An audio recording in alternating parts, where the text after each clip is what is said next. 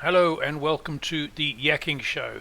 This is an excerpt from one of our premium episodes. If you'd like to watch the full hour-long episode and get the transcript, hop over to our website, We theyakingshow.com, and always sign have up to interesting become guests a who are member. experts in their fields for our premium members, and today is no exception. Today, we want to welcome back Phil Johnson, who was with us in August to talk to us about his Master of Business Leadership program, which for the past 21 years has been helping executives and organizations bet on themselves by developing their emotional intelligence. Today, Phil will be presenting a slideshow to help us get a better understanding of the importance of emotional intelligence and how this can help your business. Phil, welcome to the show. How are you? I'm great, Kathleen. Peter, thank you. It's great to be back with you. I'm looking forward to our discussion. Oh, so are we, I can tell you. Now, So are we. yes, for the benefit of those who haven't had the opportunity to see your previous video, and I urge everybody to do that, can you give us a little bit of information about yourself and what led you to embark on this career path before we dig into this very fascinating topic? Yeah, for the past 21 years, as you say, I've been an executive coach working with executives and organizations all over the world to help them to um, achieve much better results by developing their emotional intelligence. With a program I created uh, called the Master of Business Leadership Program. I've been on this journey for 54 years. I started working when I was 9 years old, pulling copper wire out of the back of factory dumpsters and selling it for 5 cents a Really? pound. So it's been quite a journey. So this presentation, as I said, is an introduction Mhm. to a much uh, deeper discussion about emotional intelligence. Um, what I've been proving over the last 21 years, all over the world, is that the development of our emotional intelligence is a critical part of our development that guarantees career, personal, and corporate success. Um, the development of the emotional intelligence occurs as we move out of our comfort zone and Mhm. through the fear and anxiety that triggers in us. Uh, UC Berkeley in California completed a 4-year study comparing IQ and EQ, Mhm. and they determined that emotional intelligence was 400% more valuable in determining success than intellectual intelligence. Wow. And I think that's actually low, in Hmm. my opinion, from my observations. It's how we react to change. Hmm. Um, we have a 500 billion year old brain that doesn't react well to change. Um, Sure. there's a part of our old lizard brain called the amygdala that has been trying to keep us safe and alive by making sure we never leave the safety of our comfort zone. And if we do, um, it secretes a hormone into our bloodstream called cortisol, and that causes the executive center of our brain, our prefrontal cortex, to shut off, and we go into what psychologists refer to as an amygdala hijack.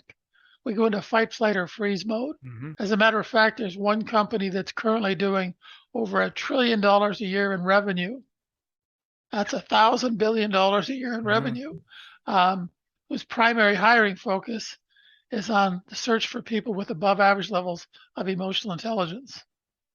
And if you're interested, I'll tell you what that is I'll tell you who that is at some point Hmm. Absolutely. Interesting. Yeah. as a bit of a teaser for our audience. Here's a little fun game I play with new MBL clients. Okay. Um, and it's part of an initial kind of discussion. Yeah. So here's a picture with 9 dots. Hmm. And I ask people if they can think of a way to connect all of those 9 dots without taking their pen off the paper. and I give them time to do that. Can you think of a way to connect those 9 to determine our behavior and our results? Really? 3 to 5%? Yep. Wow. Oh, If you think about it, so anything you practice long enough, like learning to tie your shoes, moves from being a conscious activity to an unconscious habit. So yeah, a group of scientists that were paid a few $1,000,000 to go into the Arizona desert many years ago and study the sand wasp. And here's an example of what a sand wasp looks like to getting better results. This is about what happens in the emotional labor of moving through the fear. Comfort zone becomes our prison. right. And I mean, this is so true, not just in your personal life, but also in business, isn't it? I mean, Everything. yeah. We have one set of habits, and unfortunately, our lack of emotional intelligence. See, our educational system and our employment system has focused primarily on our ability to do intellectual labor. And they've really done nothing, little or nothing, to develop our emotional intelligence. So we have this tsunami of change coming at us that we are completely unprepared for.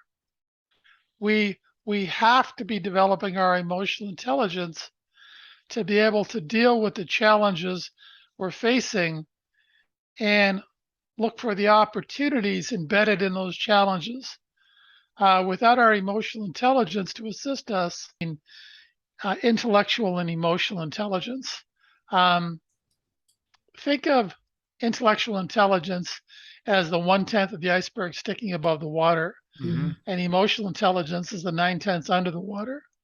Right. So developing our emotional intelligence will have a massive and incredible multiplier effect on your results. So emotional intelligence is meant to work with our intellectual intelligence to multiply results. Right. Here's another way to think of this. Go ahead. This is a slide just saying that each of our emotions has an energy frequency associated with it. Really? So work environments are becoming more toxic. Employees are feeling less safe with the accelerating rate of global change. And if you don't feel safe, you're less willing to take risk. Work with them. Right. Yeah. Wow. There are whole industries where employees are burning out as we speak today, where turnover is incredible. Yes. The medical industry is one of them. Right. Yep. Our ego wants us to feel superior to or inferior to others, but it never wants us to feel equal.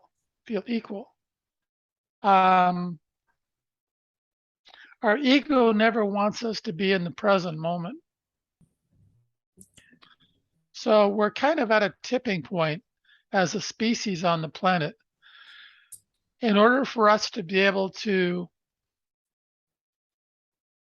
move through the accelerating rate of global change, we have to be working on the development of our emotional intelligence. The development of our emotional intelligence isn't a solution to the challenges we face. It is the only solution. Picture that kind of refers to the methodology required in organizational change. I won't get too much into it, but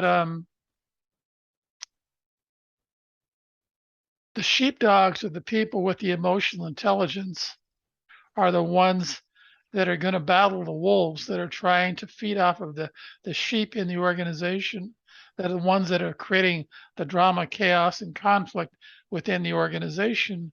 The sheepdogs are the ones that are going to lead the rest of us to safety. About your course and what you offer, do you want to expand a little bit on that? How long is it, for instance? Sure. Can people do it remotely? Mhm. Can you I tell do our it. audience a bit more? Yep. I work with people all over the world, just like this, via Zoom or Skype. It's a 16-week program where we get together for an hour a day for 16 weeks. Sorry, an hour a week Hour a for week. Okay. 16 weeks. And there's homework. And so the program's phenomenal. It's interesting. I see the development of emotional intelligence is an experiential process. It's not an intellectual process. And as folks are going through the program and they're doing the work required, they're amazed at the level of awareness and the results they're generating. And they're really, they're saying, this is incredible. And I said, yeah, I know. But is there anything I could have said to you in the beginning that could have prepared you for what you know now? And they all say, no, there's nothing you could have told me that could have helped me to understand what I understand now. And you see, that's the difference between knowing something intellectually and knowing something emotionally. Right. The development of emotional intelligence is an experiential process that always requires an initial leap of faith. And that leap of faith is usually driven by fear, by pain, by an urgent desire for better results than they're currently getting. But going through the program, it's interesting. Going through the program, the motivation changes from a desire to get away from the pain to a desire to move towards the passion. So I was also thinking that as kind of a little bonus here for anybody that's interested, they can reach out to me um, on my Zoom calendar, and I'd be happy to meet with them and hopefully provide some value in helping to develop their emotional intelligence.